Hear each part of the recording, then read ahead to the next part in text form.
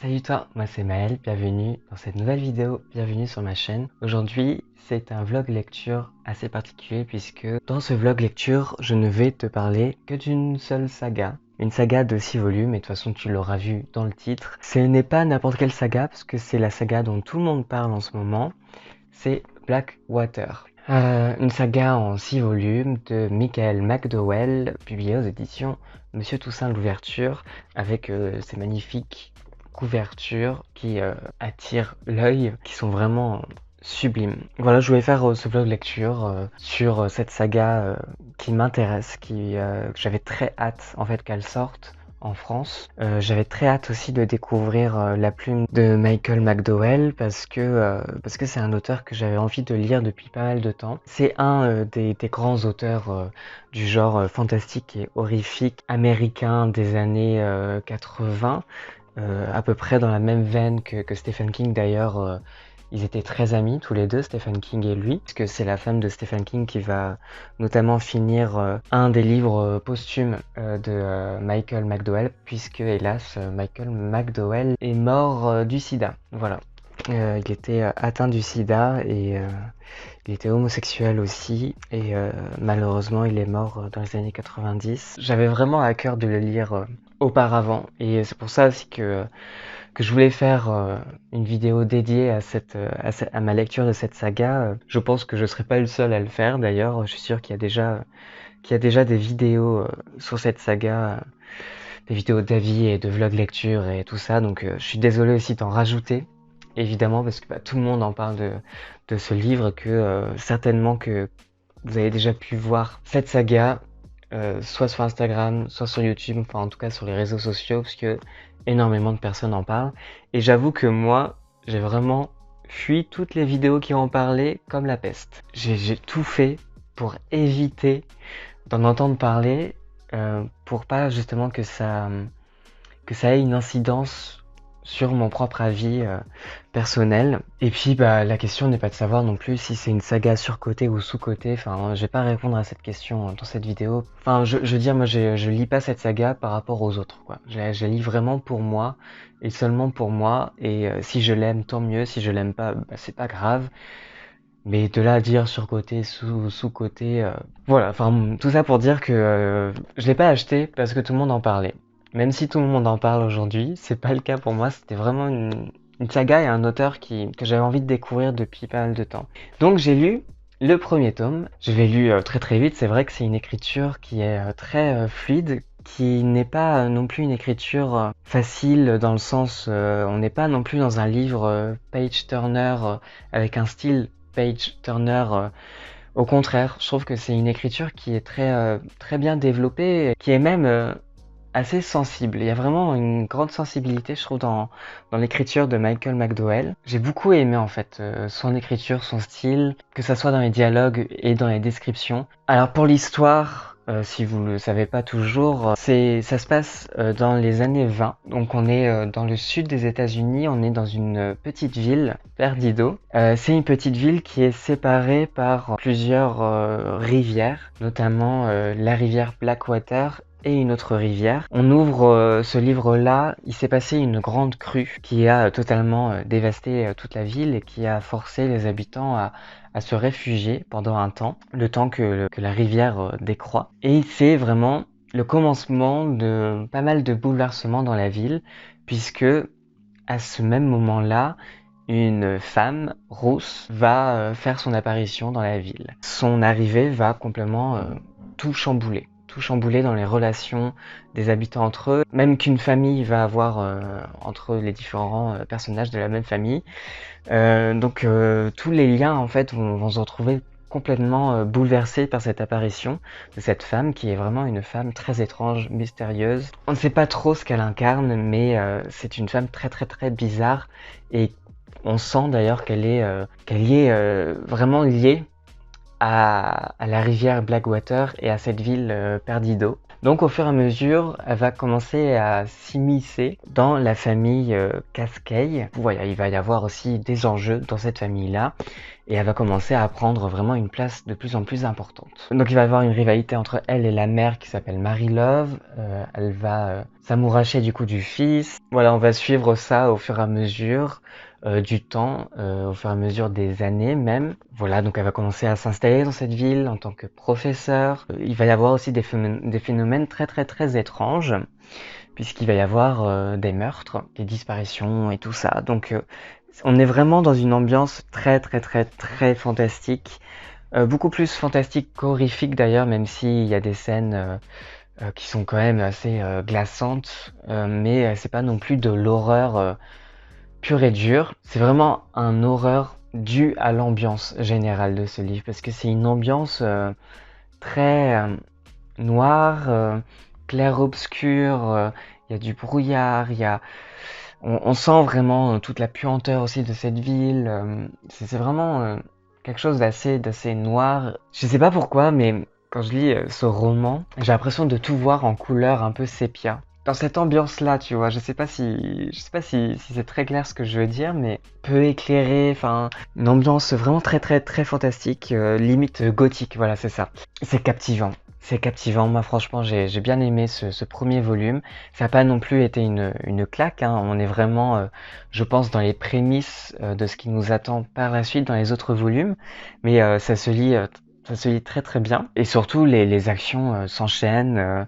Franchement t'as pas le temps de respirer non plus dans ce livre, mais en même temps il ne se passe pas grand chose. C'est ça qui est assez particulier, c'est que c'est vraiment une description de la ville comme une espèce de monstre qui s'éveille petit à petit. Et on est vraiment dans quelque chose de très latent et on est dans l'attente, justement, en tant que lecteur. On est dans l'attente que quelque chose se passe. Il y a quand même des tensions qui s'installent. Et même le personnage, du coup, d'Eleanor, du coup, voilà, Eleanor, du coup, c'est cette femme rousse qui débarque. Ce personnage-là, au début, paraît complètement mystérieux. Elle parle pas beaucoup, elle est silencieuse. Au fur et à mesure, on la sent vraiment à fleur de peau. Et on a l'impression qu'elle peut d'un seul coup vraiment exploser. Et c'est comme si on était en face d'une bombe à retardement. Et c'est ça en fait qui est assez prenant et glaçant. Et moi c'est ça que j'aime bien. J'aime beaucoup ce genre d'horreur, d'ambiance, ce genre de fantastique qui débarque mais petit à petit dans la vie des personnages. Si bien qu'en fait des fois ils s'en rendent compte, mais c'est des petits détails parfois. Ils s'en rendent compte en fait, ils s'en rendent compte qu'il y a quelque chose d'étrange qui se passe sans arriver non plus à mettre vraiment le doigt dessus. On est vraiment dans le domaine de l'intuition, c'est du fantastique vraiment très bien fait, très nuancé et assez subtil finalement pour le moment. Mais c'est vrai qu'il se passe pas grand chose. Donc si tu t'attends à de l'horreur pure et dure avec vraiment des scènes effroyables et tout ça, non. Non, il y a quand même des scènes assez explicites, à la limite du gore, enfin en tout cas assez sanglantes quand même. On a vraiment des détails. On est face à une ville qui paraît totalement incarnée par quelque chose dont on ne sait pas trop ce que c'est, mais une ville monstre qui s'éveille au fur et à mesure. Et j'ai hâte de savoir la suite. J'ai hâte de savoir ce qui va se passer. J'ai hâte de savoir si les relations vont tenir ou pas du tout, et ce qui va en être en fait de tous ces liens entre les personnages, parce que les liens paraissent vraiment très fébriles. J'ai trop hâte de savoir. Pour moi, c'est un bon début, une bonne entrée en matière. Ça fait, franchement, c'est un petit roman en plus, hein, 260 pages à peine. Ça se lit vraiment assez vite et j'étais dedans. Alors ça a été compliqué aux premières pages, mais je pense qu'arrivé à la 100e page, je pense que là j'étais vraiment dedans. C'est vrai qu'au tout début, je trouve que ça met du temps quand même à se mettre en place. Voilà du coup ce que j'en pense pour le moment de ce premier volume. J'essayerai au cours de la vidéo de te parler des autres volumes aussi, sans te spoiler, sans trop te divulgacher des éléments et tout ça. Oh, il y a un personnage que j'aime beaucoup aussi pour le moment et j'espère qu'il va être bien développé par la suite. Le personnage de James Caskey. C'est un personnage qui m'intrigue, que j'aime bien. À surveiller aussi ce personnage. Pour le moment, c'est un de mes personnages préférés et j'ai très hâte de savoir comment il va être développé, s'il va avoir de l'importance dans l'histoire ou pas du tout. Et voilà. Et Lénore aussi, ce qu'elle va faire. C'est un personnage qui est assez attachant, qui est effrayante aussi, très mystérieuse et on ne sait pas du tout ses intentions, on ne sait pas du tout pourquoi elle est là, ce qu'elle veut faire et c'est ça qui est angoissant et en même temps très prenant et captivant. Et toute l'intrigue est basée autour de ça d'ailleurs, autour de ce personnage. Donc voilà, très hâte de savoir comment tout ça va être amené et développé. Au moment où je te parle, j'ai déjà commencé le tome 2 que j'ai emprunté à la médiathèque. Pareil aussi pour le tome 3 pour le moment. C'est vrai que moi j'aime beaucoup ce côté feuilleton et c'est ça aussi qui est original. Et d'ailleurs, tout à l'heure je te parlais de Stephen King, mais Stephen King a écrit aussi un roman feuilleton, La Ligne Verte. Et justement, il s'est beaucoup inspiré de la construction de cette saga de Malcolm McDowell pour écrire La Ligne Verte. Et moi j'aime beaucoup en fait, j'aime beaucoup ce procédé-là personnellement. Mais c'est vrai que quand je les ai vus à la médiathèque, je me suis pas fait prier et j'ai emprunté la suite parce que je suis en retard. Au moment où je te parle de cette saga, on est le 13 juin, que je suis très en retard. Le dernier volume va sortir le 17 juin. Mais en même temps, j'avoue que en voyant toute la hype et toute la fougue qu'il y avait autour de cette saga au tout début, j'ai eu un peu la flemme et j'ai voulu quand même un peu attendre avant de les lire. Là, je me suis lancé, donc c'est bon. Mais c'est vrai que j'avais que le volume 1 pour le moment. Donc je vais devoir acheter le volume 4, 5 après et le reste, enfin tout après cette semaine. Donc ça va être un budget assez considérable. Et j'espère que cette vidéo t'intéressera malgré tout et qu'elle pourra aussi t'aiguiller si tu ne les as pas encore lus. Dans cette vidéo, on ne parlera pas de ma coiffure, on ne parlera pas de ma tête, on ne parlera pas de la chaleur terrassante qu'il fait dehors. C'est horrible, voilà. Mais j'ai fini le tome 2 et le tome 3 de Blackwater et on est le 16 juin, je les ai dévorés comme jamais je n'avais dévoré des livres d'une saga depuis très longtemps. Et j'adore, j'aime énormément ces livres, je vais pas vous le cacher. Moi vraiment j'aime énormément cette saga, j'aime énormément l'univers, l'ambiance générale de cette saga et puis surtout j'ai adoré le tome 3 surtout. Parce que le tome 2 était encore un tout petit peu lent comparé au tome 1 et ça met en place vraiment des relations un tout petit peu comme des sortes de pions en fait. Et on voit d'ailleurs que Malcolm McDowell prend son temps pour bien illustrer les rapports de force qui se font dans cette saga parce que vraiment toute l'intrigue tourne autour de ça, tourne autour des rapports de force qu'il y a entre les différents membres de la famille et surtout qu'il y a entre Eleanor et sa belle-mère qui est Mary Love et toutes les deux en fait se mêlent, toutes les deux en fait mènent une sorte de conflit interne et tout tourne autour de ce conflit interne. Mais dans le tome 3, en plus de ça, il va y avoir vraiment des passages glaçants, moi qui m'ont donné la chair de poule, vraiment. Le temps passe hyper vite aussi dans ces livres. En un clin d'œil, on passe d'une décennie à une autre. Donc il va y avoir aussi plein d'événements qui sont liés avec les événements historiques, comme la crise des années 1929, toute la Grande Dépression et tout ça. Donc on est vraiment dans cette période-là, là dans les années 30. Donc il va y avoir aussi la question financière et la question du développement de la ville aussi. Je trouve ça hyper intéressant parce qu'il y a vraiment presque un aspect historique aussi à cette saga. Et on voit ça encore plus dans le tome 3. Ce que j'aime beaucoup aussi, c'est toute la thématique de la maternité qui est abordée dans ces livres, que ça soit vis-à-vis d'Eleanor, de Mary Love. Il y a plein de personnages de mère en fait dans ce livre et surtout les personnages féminins sont très forts. Sont vraiment des personnages que je trouve extrêmement bien aboutis et avec une psychologie assez intense.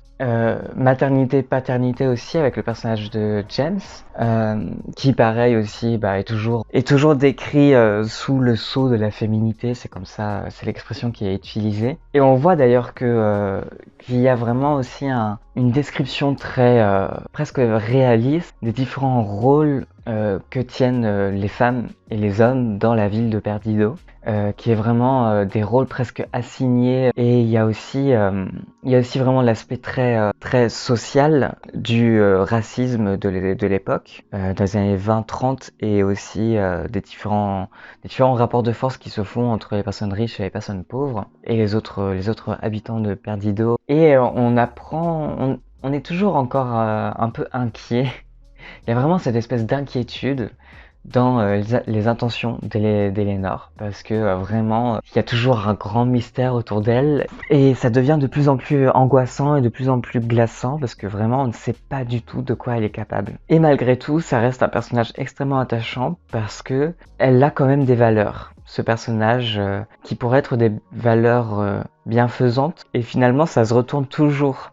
Et c'est ça en fait qui est glaçant, c'est ça qui est encore plus angoissant, et parce qu'on a l'impression d'être face à un caméléon et d'être face à quelqu'un qui tire les rênes de beaucoup de choses dans cette ville et de beaucoup de choses terribles. Il y a un moment donné, il y a des hommes qui jouent au domino.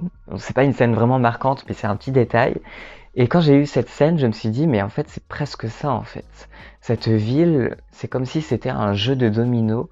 Et c'est comme si Elénore, à chaque fois, essayait de trouver les bonnes combinaisons pour faire tomber l'autre. Il va y avoir au moins un personnage qui va tomber, et on ne sait toujours pas quel personnage.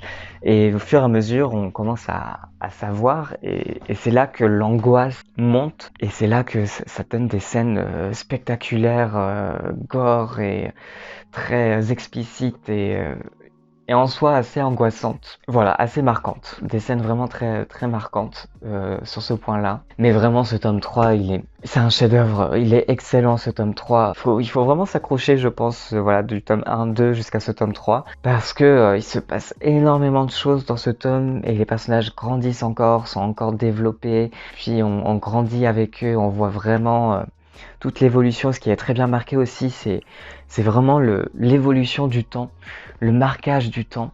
C'est extrêmement bien décrit par Michael McDowell. On sent vraiment que beaucoup de temps sont passés, et en même temps, ça va tellement vite qu'on n'a même pas le temps de garder la tête hors de l'eau. Et aussi, on apprend beaucoup plus sur la ville de Perdido. Enfin, on en apprend beaucoup plus. Il y a quand même des indices, mais il y a toujours autant de mystères. Au fur et à mesure, on va beaucoup plus loin. Et c'est vraiment un huis clos, en fait. Un huis clos dans cette ville. Ouais, c'est vraiment à fleur de peau, c'est vraiment sur le fil. Et c'est ça qui est glaçant, et c'est ça qui arrive à nous tenir en haleine. Donc, franchement, le tome 3, je l'ai lu mais d'une traite, sans prendre de pause. Vraiment, c'était intense, et j'ai adoré. J'ai adoré. Pour le moment, c'est mon tome préféré. Et donc, je me suis pris le tome 4 que j'ai réussi à trouver à Cultura. J'ai fait toutes les librairies de Brest et tout ça, je les ai pas trouvées parce qu'il est en rupture de stock, et j'ai réussi à le trouver à Cultura. Après de moult péripéties, donc je pourrais le lire ce soir, j'ai trop hâte. Et je me suis aussi procuré le tome 5 et le tome 6, et également les tomes d'avant, hein.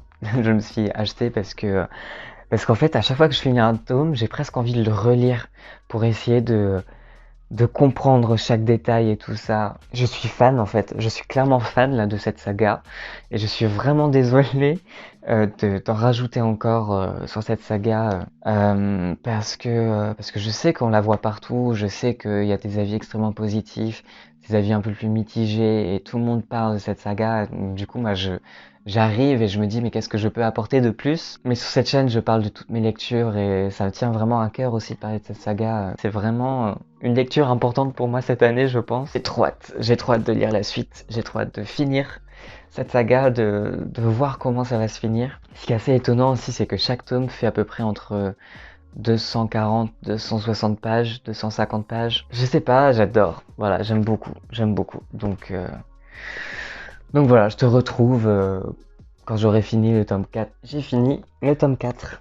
Vraiment, je les dévore en une seule nuit à chaque fois dès que je vais au boulot. J'arrive à les dévorer. Je suis accro, je crois. Vraiment, je suis accro à cette saga. Ah non, il y aura des reflets. Parce que bon, je plastifie mes livres. Oui, c'est quelque chose que je fais. Parce que j'ai trop peur de les abîmer à chaque fois que je les emporte avec moi. Du coup, je les plastifie. Ah non, c'est bon, il n'y a pas trop de reflets.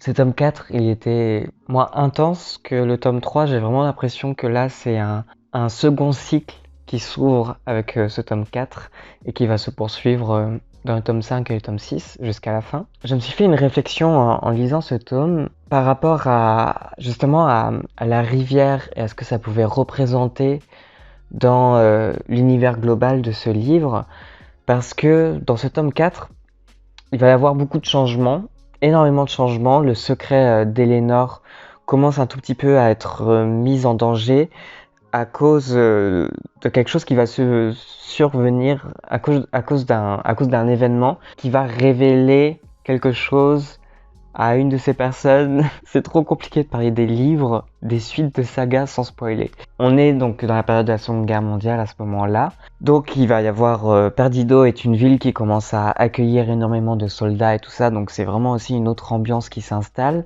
Surtout ce qui est assez particulier à ce tome, c'est que il y a cette espèce d'étrange insouciance, de bizarre insouciance, enfin, il y a toujours quelque chose de presque décalé dans cette petite bulle que représente Perdido. C'est quelque chose que moi j'aime beaucoup parce que ça rajoute encore à cette atmosphère ouais, très bizarre, où tout peut survenir en fait. Et à chaque fois, il va y avoir toujours un événement extraordinaire qui justement va venir parasiter cet ordinaire de la vie quotidienne au fil du temps, de cette saga familiale, vraiment ancrée dans une ville de l'Alabama. Enfin, en fait, le côté fantastique, c'est un peu le prolongement de quelque chose sur lequel j'arrive pas trop encore à mettre le doigt dessus.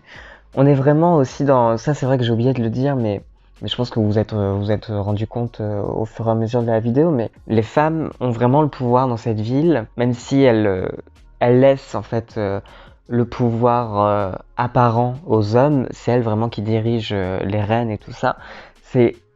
Je trouve que c'est hyper intéressant de lire ça dans ce côté fantastique là justement. Je viens de regarder aussi une vidéo de l'éditeur de Monsieur Toussaint Louverture qui justement parlait de la figure du monstre féminin dans Blackwater, qui est un tout petit peu le prolongement justement de cette matriarchie, du fait qu'on voit les femmes puissantes un tout petit peu comme des monstres. Et du coup là ça prend vraiment l'image telle quelle dans ce livre. Et c'est vrai que c'est assez intéressant aussi de pouvoir lire ce livre-là sous cette optique-là aussi. Et le personnage d'Elénor est un personnage qui paraît d'autant plus captivant. Mais moi, il y a quelque chose sur lequel je me pose vraiment énormément de questions. C'est la représentation de la rivière. Blackwater, durant le premier volume, c'est vraiment une saga familiale qui s'appuie sur la thématique de la maternité, mais plus que ça, sur la thématique des liens filiaux qu'il peut y avoir dans une famille. Et justement, je trouve que la rivière, ça représente bien ça, parce que dans cette ville, il y a deux rivières qui se rejoignent en fait en une. Il y a la rivière de Perdido et il y a la rivière de Blackwater. Et elles se rejoignent en fait à un moment donné. Et je trouve que cette rivière-là représente en fait tout à fait ces liens filiaux. Et on sent que tout ce qui se passe dans la rivière finit par se passer dans la réalité. Et il y a aussi cette espèce de cycle qui revient à chaque fois, qui est sans cesse différent hein, quand même, mais qui revient. Il y a toujours ce même schéma familial qui revient à peu près. Les personnages enfants qui ont grandi vivent pratiquement ce que leurs personnages parents ont plus ou moins vécu aussi. Et il y a vraiment cette idée de cycle qui se détériore au fur et à mesure. Les personnages ne sont pas non plus interchangeables. Ils ont quand même un rôle à tenir à chaque fois. On est vraiment dans cette espèce de jeu d'échecs où chaque pièce a un rôle à tenir. C'est hyper fascinant, je trouve, à lire. C'est très très bien construit, c'est très très bien ciselé. C'est toujours fait avec une certaine subtilité et c'est toujours fin. J'aime beaucoup vraiment aussi le style de Michael McDowell. Je trouve que c'est un style qui justement devient de plus en plus fin, de plus en plus subtil. Et en même temps, il y a un réel plaisir d'écriture, il y a un réel plaisir de lecture aussi. Le pacte de lecture entre le lecteur et le narrateur et l'histoire, il est mais vraiment très bien ciselé Et c'est ça en fait, c'est ça que j'adore et c'est ça qui fait qu'on est tenu en haleine, c'est que Michael McDowell arrive à écrire très sophistiqué tout en restant abordable et tout en restant très très fluide. Et encore une fois, le lecteur sensible ça se tenir parce que il va y avoir des violences sexuelles, des violences physiques, voilà, il y aura tout ça quand même. Il se passe pas grand chose non plus dans ce tome, c'est vraiment sur des petits détails et des choses en fait qui viennent montrer que qu'il y a des changements malgré tout. Mais c'est des petits changements qui se font au gré du temps, qui se font année par année. C'est pas des changements à la suite. Quand on prend vraiment la chronologie des événements, finalement, ça se fait année après année, ça se fait petit à petit. C'est vraiment, on est vraiment dans quelque chose, encore une fois, de très latent. Il y a toujours cette espèce d'angoisse à ne pas savoir ce qui peut se passer, mais d'angoisse vraiment. Hein, on est en haleine, je trouve, dans ce livre. En tout cas, pour moi, ça a été vraiment le cas et à chaque fois, je m'ennuie jamais en lisant ces livres. Je prends un plaisir dingue. Je pense qu'il y a vraiment quelque chose d'hyper intéressant et j'adore l'univers, j'adore l'atmosphère et l'ambiance. Je suis fan en fait, vraiment, j'adhère totalement à Blackwater pour le moment. Pour moi, c'est pas un sans faute non plus parce que je trouve qu'il y a des fois, il y a quand même des petits défauts justement dans les scènes qui paraissent parfois un peu trop gore ou des scènes, des fois, je trouve assez faciles malgré tout. Il y a quand même certaines facilités que je trouve dans l'enchaînement des péripéties, des événements et tout ça. Il y a quand même beaucoup de choses à approfondir et à analyser dans cette œuvre et c'est très intéressant en fait à lire et c'est très captivant aussi. Donc voilà, là pour ce tome 4. Oh, j'arrive au tome 5, l'avant-dernier tome. Je me demande ce qui va se passer. Je sens que les taux se resserrent vraiment au fur et à mesure. On se finit d'ailleurs avec une mort qui franchement me bouleverse. Et j'ai envie de savoir ce qui va se passer justement après cette mort. Mais je suis pas prêt. Affaire à suivre donc. Changement d'ambiance, hein. On n'est plus du tout dans la canicule aujourd'hui. Hier, ça a été l'orage toute la nuit. Aujourd'hui, il pleut tout le temps, il fait gris, mais c'est parfait parce que on est dans l'ambiance. On est dans l'ambiance de ces 2 derniers volumes que j'ai terminés. Franchement, je pense que cette saga, je vais m'en souvenir pendant très longtemps. C'est vraiment une saga que j'ai beaucoup aimé et j'ai adoré la fin. La fin est d'une grande symbolique. C'est un tout petit peu un cycle qui se termine et surtout ça nous dit plein de choses sur ce que représentait la ville de Perdido, sur ce que représentait le personnage d'Elinor pour cette ville. Ça nous donne des réponses sans vraiment nous donner des réponses. Donc ça, je sais que ça peut ne pas plaire à certains ou certaines, mais il y a encore toujours un grand mystère autour du personnage d'Elinor qui sera là jusqu'à la fin. C'est vraiment un personnage captivant, très intense et hyper intéressant, passionnant à suivre. Et cette fin est bouleversante, émouvante, tout ce que tu veux, mais moi j'avais vraiment les larmes aux yeux et des frissons. Voilà, j'ai pas du tout été déçu par cette fin. J'ai été un peu plus déçu par le tome 5 et le début du tome 6. J'ai eu un peu de mal à rentrer dedans. J'avais l'impression qu'en fait, on se détachait petit à petit des personnages que l'auteur nous en éloignait. Enfin, c'était très particulier, mais c'est comme si je m'étais un tout petit peu lassé des personnages arrivés au tome 5 et 6. Surtout que dans le tome 5, ça s'appelle La Fortune. Et c'est vraiment un tome qui va être autour du développement économique de la famille Carkey et du développement économique de Perdido et tout ça. Et j'avoue que j'ai trouvé ça un peu long. Et surtout, je trouve qu'au bout d'un moment, c'est devenu assez redondant en fait, parce qu'on retrouve quasiment les mêmes schémas. Je pense que c'est fait exprès. Hein. Je pense que c'est une manière d'aborder aussi la question de la filiation, la question de l'héritage et des schémas familiaux qui se reproduisent au cours du temps. Sauf qu'il y a toujours des petits changements. Ils se reproduisent pas non plus de manière totalement identique, mais je pense que ça parle de ça en fait. C'est ce livre à quel point ça parle justement des schémas familiaux, de la question sociale de la famille, du lien filial et tout ça. Même s'il y avait encore des scènes très explicites d'horreur et de fantastique et qui te font frissonner, ça n'a pas suffi à faire que je sois vraiment à fond dedans comme je l'étais par exemple pour le tome 3 où tu restes captivé du début à la fin. C'est vraiment le tome que j'ai dévoré parce que c'est le tome le plus intense pour moi, le tome 3. Là, c'est vrai que ça tire un tout petit peu en plus en longueur, mais ça se finit en apothéose. Donc finalement, on n'est pas déçu parce que le dernier chapitre est un chapitre sublime, très marquant. Il y a énormément de scènes qui sont marquantes d'ailleurs dans cette saga, mais c'est vrai que le dernier chapitre est vraiment digne de grands chapitres de littérature. C'est vraiment très marquant, c'est très très bien écrit, très très bien décrit, que ça soit dans l'atmosphère, encore une fois dans la description de la rivière et tout. Voilà.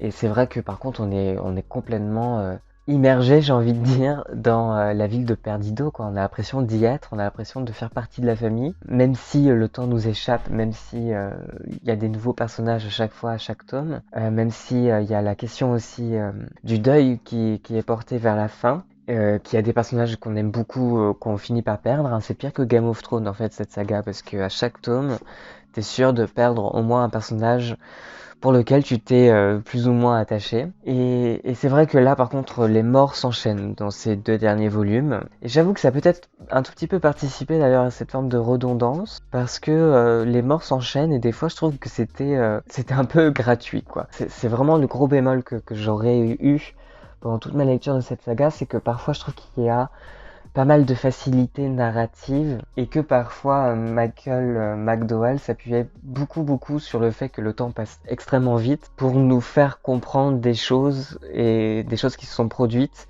et des fois t'es là devant l'information, t'es là ok bon. Par contre le dernier volume fait clairement écho au premier volume, et ça m'a donné envie de relire le premier volume pour me rendre compte des petits détails qu'il y avait à chaque volume et qui nous présentait déjà la fin en fait. La fin n'est pas surprenante parce que finalement ça reste une fin auquel on s'y attendait, mais le déroulement, la manière dont c'est décrit, ça c'est surprenant, et ça reste vraiment très très beau et bouleversant ici. Et moi ça m'a vraiment touché, quoi, vraiment. Je voulais que ça se finisse en même temps parce que je me dis un volume de plus avec le même rythme qu'il y avait là dans les derniers volumes, je pense que ça l'aurait pas fait pour moi. Je pense que j'aurais été vite saoulé. Mais en même temps, j'avais pas envie de quitter ces personnages et quitter cet univers. C'est vraiment la fin d'un cycle, hein, vraiment. Quand je dis ça, c'est vraiment ça, la fin. Et oui, il y a toute une grande signification autour justement du thème familial et autour de ce que représentait la ville de Perdido pour la famille Casquet. Et c'est une fin assez mélancolique en fait, et assez douce amère. Et moi j'aime beaucoup ça. Le point fort, je pense, de cette saga, ce sont vraiment ces personnages. Vraiment ces personnages qui ont un caractère très affirmé, ces personnages féminins surtout. Et c'est vraiment la force de ce livre-là, ce sont vraiment ces personnages et les descriptions de la ville, de l'atmosphère et le style d'écriture que moi j'aime beaucoup. Je suis tellement heureux de l'avoir lu, tellement content, et vraiment je te les conseille à 1000%. Ne t'attends pas à de l'horreur pure et dure, pas du tout.